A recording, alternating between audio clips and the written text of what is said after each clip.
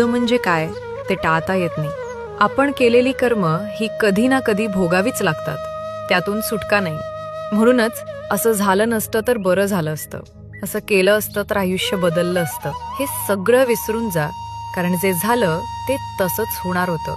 ते आपल्या पूर्वीच्या कर्मफळाचाच परिणाम असतं.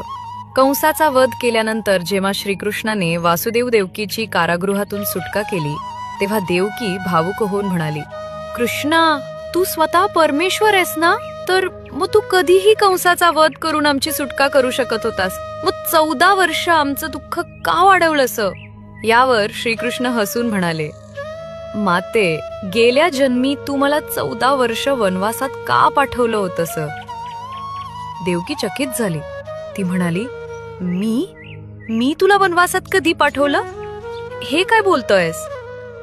श्रीकृष्ण पुन्हा म्हणाले, माते, तुला आठवत नाही कारण ती घटना गत जन्मातील आहे. त्या जन्मी तू कैकई होतीस आणि तुझ्याच इच्छेमुळे मला 14 वर्ष वनवासाला जावं लागलं होतं.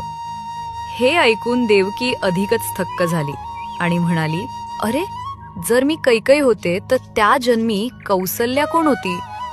श्रीकृष्ण मंद स्मित करून म्हणाले, माते, त्या जन्मीची कौसल्या म्हणजेच या जन्मीची माता यशोदा, जिला त्या जन्मी 14 वर्ष पुत्रप्रेमाला मुकावं लागलं, तेच प्रेम या जन्मी तिला माझ्या बालरूपात लाभलं आणि तुला पुत्र असूनही त्याचं सुख उपभोगता आलं नाही. श्रीकृष्ण पुढे म्हणाले, माते, प्रत्येकाला आपल्या गतजन्मीच्या कर्मांची फळं भोगावीच लागतात. त्यातून देवदेवता देखील सुटू शकत नाहीत. मग आपण सामान्य माणसं काय? आपल्याला भोग आहे तो भोगून संपवणंच योग्य, कारण त्याशिवाय दुसरा मार्ग नाही.